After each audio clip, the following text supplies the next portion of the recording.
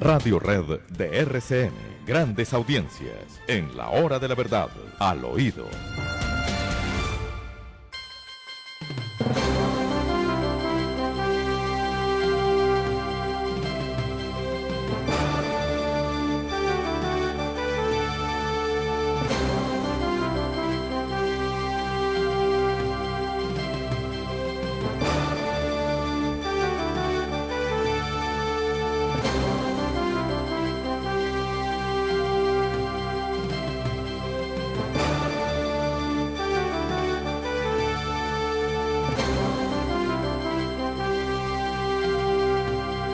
Bueno, Demar, avanzamos en nuestra agenda informativa, 7 de la mañana, 29 minutos, y abrimos esta sección de Al Oído, revisando un poco, bueno, noticias que llegan de todos lados.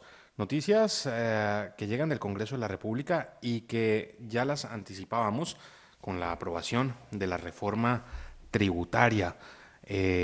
La segunda fue la vencida en esta oportunidad. Gran celebración la que ha hecho a través de sus redes sociales el ministro de Hacienda, tenerlos en sanción presidencial. Pero bueno, ya se avanza en esto, se avanza en la reforma tributaria, se pasa la página de la reforma tributaria, un capítulo bastante doloroso para Colombia que terminó pues en lo que ya todos sabemos que terminó, pero lo cierto es que el gobierno nacional ya puede pasar esa página y pues ver cómo va a lograr recaudar esos 15.2 billones de pesos que se dice ahora pues le podría dar de oxígeno esta nueva reforma tributaria que a propósito vuelve a traer, como todas las reformas de Mar, la amnistía, la famosa amnistía, ese periodo de normalización tributaria.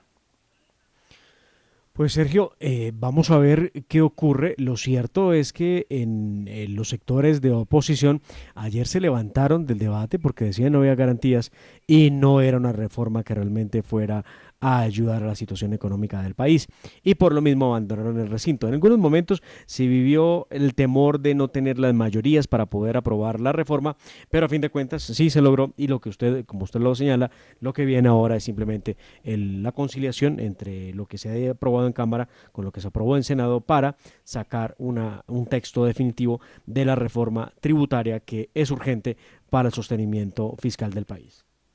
Y es que a propósito de la reforma, mire, nos escribe Manuel Julián poniéndonos de presente uno de los artículos nuevos de esta reforma que busca, o pues mejor, que le ha puesto IVA a las plataformas extranjeras que importen artículos de menos de $200. Esto evidentemente golpeará el bolsillo de muchos que han encontrado en esas plataformas de comercio extranjeras, como Amazon, por ejemplo, pues la oportunidad de llevar a Colombia productos que no se consiguen con tanta facilidad o más económicos de lo que se consiguen en el mercado colombiano. Bueno, pues ahora IVA para esos productos, para esas plataformas. Pues Sergio, a propósito de eso, me gustaría mucho poder escuchar a Cindy, quien tenía preparada pues noticia esta mañana para poder hablarnos también de temas que son políticos y del momento. Cindy. De Mar, Sergio, resulta que después de más de un año, por fin el Tribunal Constitucional de Cabo Verde autoriza la extradición del testaferro de Nicolás Maduro, Alex Saab, a Estados Unidos, país donde es solicitado por una corte federal para ser procesado por el delito de lavado de activos por más de 350 millones de dólares. Este Tribunal Constitucional de ese país rechazó el último recurso que la defensa de Saab, en cabeza del abogado español Baltasar Garzón, había interpuesto ante la justicia para evitar su extradición, que además cuestionó la constitucionalidad del proceso de detención de Saab. Incluso el régimen de Nicolás Maduro, lo recordamos, quería otorgarle inmunidad diplomática y proteger pues a su mayor colaborador y lo nombró en diciembre como embajador en África, bueno, obviamente de parte de Venezuela, pero esto no fue suficiente para que Saab se salvara entonces de esta extradición. Les cuento, las operaciones ilegales de Saab están asociadas, entre otras cosas, a las cajas de alimentos que entrega el régimen de Venezuela a través de los comités. El famoso CLAP, ¿no? Sí, El famoso el CLAP, famoso sí. CLAP, que en realidad, pues el CLAP es el comité que entrega la caja, ¿no? Con estos alimentos. Se ha sabido además en múltiples ocasiones que es el mismo Maduro, Nicolás Maduro, con empresas que tiene en México el que pues tiene los alimentos que llevan esa caja. Entonces, básicamente se compra y se da el vuelto, ¿no? O sea, Claro. es todo un negocio. Además, pues con esos 350 millones se pagaron a oficiales de la Guardia Nacional Venezolana para obtener negocios, también para poder acceder a las divisas, que recuerden que en Venezuela desde el 2013 hay control de cambio. Perdón, desde el 2003 mucho más lejos. Hay control de cambio y es el gobierno quien controla la entrega de divisas extranjeras en Estados Unidos. Lo cierto es que ya se le acabaron las instancias o los recursos que podía presentar la defensa de Alep Saab. Todas las cortes en Cabo Verde le dijeron que no, que debía ser extraditado. Esto recordemos que Saab fue detenido en junio del año pasado en un aeropuerto de Cabo Verde por una circular roja de Interpol que presentó Estados Unidos para condenarlo o bueno, para juzgarlo por este tema de lavado de activos. Una semana tiene Cabo Verde para extraditar a Saab. Pues ya veremos, seguramente los aviones de la DEA ya están circundando Sí. el país africano y ya veremos si finalmente después de tanto tiempo, Sí, Alex es Saab que esto responde ante la justicia es una norteamericana, buena con la noticia. cual dijo, sí, pero Cindy, recuerde usted que Saab advirtió que él no cooperaría con la justicia norteamericana. Bueno, Pues eso lo dijo es desde eso una o prisión 20 en años, África. sí, es eso o Claro, 20 años, 20 años hay que de ver, prisión. claro, hay que ver si Saab puede prender el ventilador en contra pues del régimen Nicolás Sí. Maduro y así hacerse acreedor a una eventual condena muchísimo menor. Sí. Lo que pasa es que recuerden ustedes, la familia de Saab, yo ya no sé dónde está, porque ellos estuvieron en una situación muy difícil en Venezuela, prácticamente Sí. secuestrados por el régimen de Venezuela. Entiendo que ya pudieron salir, Sí, lo último que se pero es conoció difícil la situación de ellos. es que están en Rusia, la esposa, y creo que son 3 niñas, 3 hijas, pero las llevaron a Rusia, es lo último Por que eso, pero supe. para efectos prácticos, estar en Rusia o estar en Venezuela, Sí, pues para esa ellos es. da igual, Y porque no creo que sean muy libres en Rusia. Vladimir Putin, bueno, el Kremlin se ha pronunciado y ha dicho que, bueno, que cualquier persona o cualquier gobierno o cualquier país, mejor dicho, de alguna manera apruebe lo que está haciendo Cabo Verde de extraditar a Alep Saab, que es un embajador, porque igualmente así estuviera preso en ese momento, Nicolás Maduro lo nombró como embajador en África. Bueno, quien haya aceptado esta decisión de Cabo Verde de extraditar a Alep Saab, pues estaría de alguna manera violando pues los estatutos, ¿no? Porque si es un embajador entonces debe tener inmunidad diplomática. Entonces el Kremlin ha dicho que quien apoye esto pues está equivocado totalmente.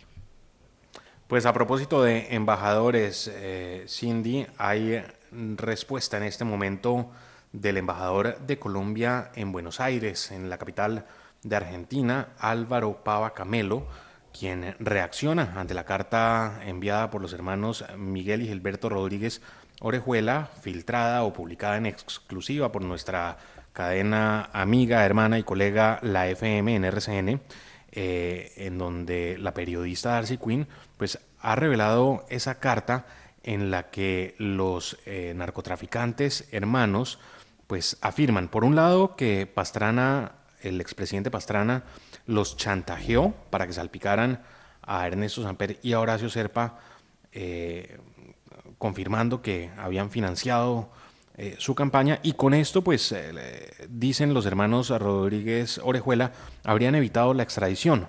Pero otra cosa que también señalan es la financiación de ellos precisamente a las campañas del 94 y del 98 del expresidente Andrés Pastrana.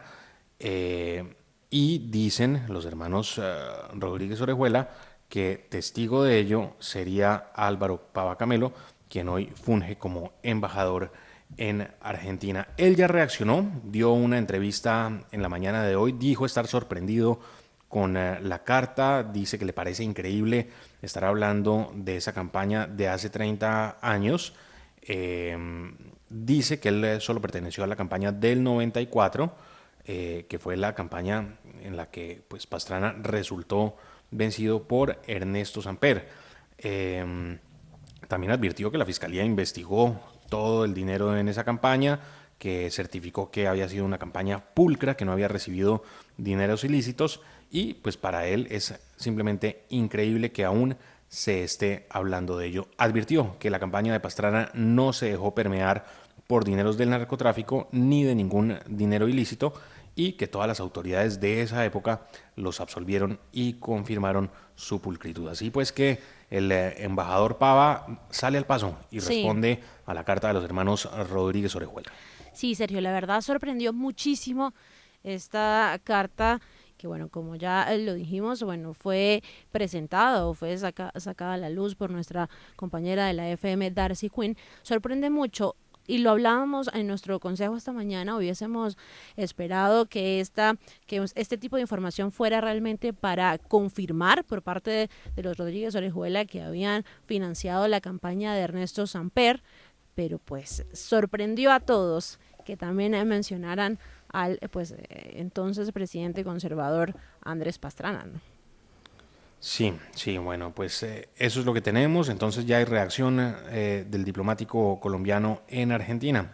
Entre tanto, otro lío que hay es el del congresista Edwin Ballesteros, representante de la Cámara por el Centro Democrático, quien es investigado por la Sala de Instrucción de la Corte Suprema de Justicia por presuntas irregularidades en contratación en un contrato de hace ya unos años, un contrato celebrado entre 2014 y 2016, cuando Ballesteros estaba al frente de la empresa de servicios públicos de Santander. Pues bien, hay una investigación penal en su contra.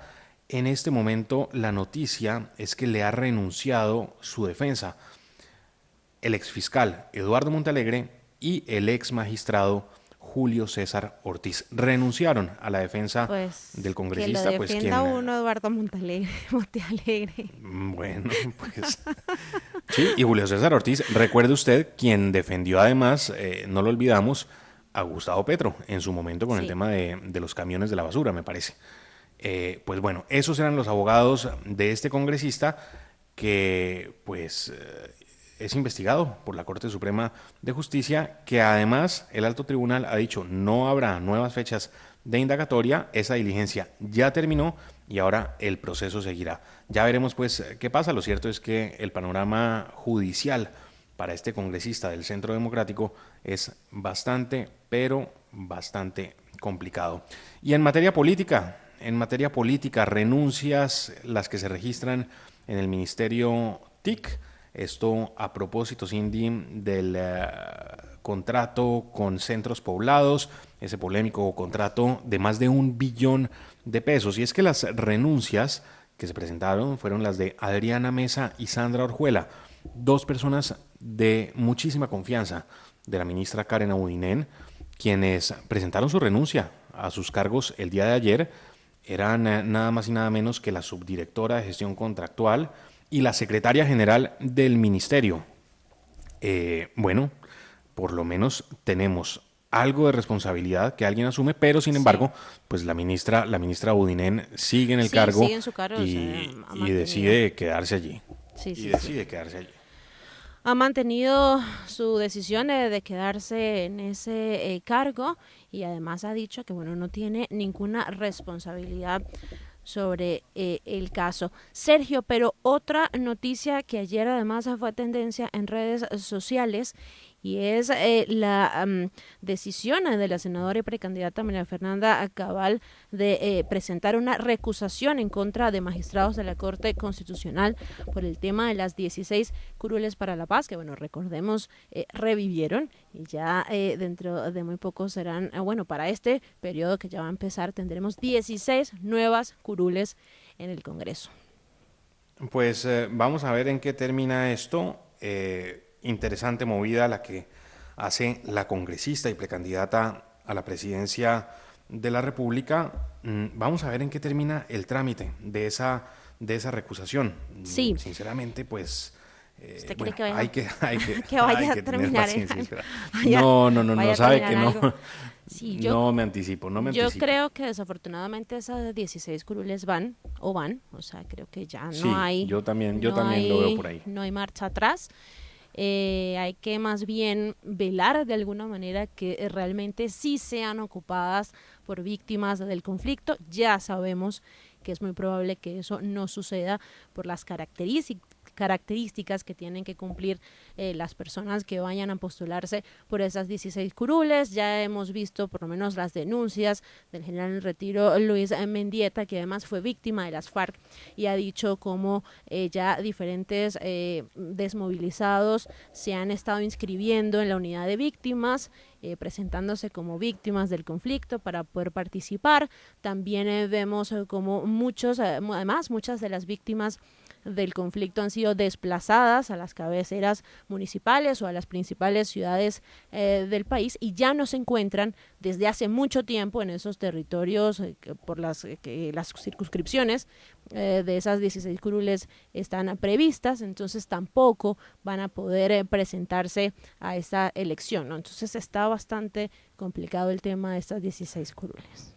Muy complicado. Y Cindy, en el tema político, no podemos quitar la mirada de las campañas a la presidencia de la República, muchas campañas que pues están cocinando esas precandidaturas, mecanismos que se están definiendo, como lo ha hecho ya el Centro Democrático, pero mucha atención, porque hay anuncio del Partido Conservador y más precisamente del presidente del Directorio Nacional Conservador, el doctor Omar Yepes Alzate, quien insistió en que el Partido Conservador va a tener un candidato propio para las elecciones presidenciales y dijo que en el mes de noviembre, el mismo mes en el que el Centro Democrático definirá su candidato, pues en el mes de noviembre la colectividad azul estará definiendo quién llevará el aval. Así pues que hay facciones dentro del Partido Conservador, lo hablábamos con el doctor Oscar Iván Zuluaga, una facción importante, joven, pues le ha dado su espaldarazo, su apoyo al candidato del Centro Democrático. En cabeza me parece que de Hernando Yepes Arcila, él fue uno de los que salió y de Rodrigo Pombo Cajiao, que nos lo decía también el precandidato. Sí, señora, han salido a apoyar al candidato Oscar Iván Zuluaga. En todo caso, sí, ya también ha decidido el Partido Conservador presentar su candidato único para noviembre. Habrá que esperar hasta marzo, Sergio, que se hace entonces esta consulta interpartidista para escoger un solo candidato que representaría entonces a los sectores de derecha para las elecciones presidenciales del próximo año. Pero difícil, le digo que difícil, sobre todo por los nombres que veo en el partidor del Partido Conservador. Mucho santismo, evidentemente, claro. Mucho santismo. Mire, los nombres que están en el partidor del Partido Conservador son el de Juan Carlos Echeverry, exministro del gobierno Santos. Mauricio Cárdenas, pues también exministro sí, claro. de Hacienda, igual que Echeverry, exministro de Hacienda. Aunque, pues recuerden ustedes, Echeverry está en este momento en el plan de recoger firmas. En recoger sus firmas, sí, señor. Pero también es posible que pues todas esas firmas queden guardadas en un cajón el día de mañana y finalmente pues termine ungido por el Partido Conservador. Eso no se descarta. Y entre los congresistas que también buscan aspirar a la presidencia están los nombres de Efraín Cepeda y de David Barguil, con quien a propósito hablábamos hace algunos días aquí, en la hora de la verdad. Que ha estado allí, digamos, en la palestra o en boca de la opinión pública por su ley de borrón y cuenta nueva. Exacto, la ley de borrón y cuenta nueva y pues una pelea que tiene el Casada con el sector financiero. Sí, con los bancos desde hace mucho tiempo. Bueno, también veo el nombre de un general en retiro, el general Gustavo Rincón. Y también está el nombre de una persona de una familia muy importante para el Partido Conservador, el nombre de Jorge Ospina Sardi, exdirector de Planeación Nacional. Son esos entonces, Cindy, los nombres de la colectividad conservadora para definir entre ellos el nombre de un candidato. El tema es que si el ungido es uno de estos santistas AAA, que los hay varios en esos nombres que acabamos de mencionar, pues yo veo muy difícil que se logre adelantar una consulta interpartidista con el Centro Democrático. Bueno, recordemos que en la reunión que hubo de precandidatos del Centro Democrático el lunes, se definió que sí, el Centro Democrático va a participar en esa consulta interpartidista de marzo. Por eso decidieron presentar su candidato ahora en noviembre para poder llegar con fuerza a esa consulta. Yo creo que Pero sí, yo le insisto, el Centro Democrático juntándose con los santistas. Pues no si lo veo. el gobierno No actual, lo veo, Cindy. Bueno, pues sí. La política es dinámica, pues, dicen muchos. hay y muchos eso santistas es cierto. en los cargos del gobierno nacional en este momento. Es algo que le hemos cuestionado y además los colombianos le han cuestionado al presidente Iván Duque durante estos 3 años. Habrá que esperar qué va a pasar. Sergio, tu preocupación, además, siguiendo con el tema del Centro Democrático y la elección de su candidato único y también la consulta interpartidista, tu preocupación sobre el tema de las encuestas también se ha visto reflejado en redes sociales. Hay gente que no le convence mucho tampoco el tema y tienen la duda de que si será una consulta abierta estas encuestas que quiere hacer el Centro Democrático, pero ya ayer María Fernanda Cabal y hoy Oscar Iván Zuluaga entonces han explicado que no, que se van a realizar es solamente entre aquellas personas que no son militantes del partido, que no están garantizadas, digamos, o no están inscritas, pero que tienen una afinidad entonces con las propuestas del Centro Democrático. No sé si eso pierde el partido, Cindy, pierde el partido una inmensa oportunidad, una oportunidad de oro para aumentar sus bases, para fortalecer sus bases, para acrecentar sus bases, pero no, pierden esa oportunidad al no obligar a las personas a de todas formas está habilitado, y a ser parte de la colectividad. Si uno entra a la página del Centro Democrático, se puede inscribir como militante y automáticamente gana el derecho de participar en la encuesta. Lo otro es una lotería, se queda esperando que lo llamen o no. Sí, lo otro habrá que esperar. Eso igual también hay que decirlo. Todavía como que no está definido. Sabemos, nos los decía ayer la precandidata María Fernanda Cabal, que son 2 encuestadoras, una que se encargará entonces de los militantes y otra encuestadora que se encargará, de esos casi 2 millones o más de 2 millones de personas que no hacen parte o que no militan en el partido, pero que se identifican entonces con estos candidatos. Y Sergio, cerramos ya nuestra sección del oído porque tenemos listo a nuestro siguiente invitado. Sí, señora, invitado en la ciudad de Cali, el concejal Roberto Rodríguez estará en un minuto con nosotros hablando de lo que está pasando con la primera línea en la capital del Valle del Cauca. Cindy, hablábamos con ustedes al oído. Al oído.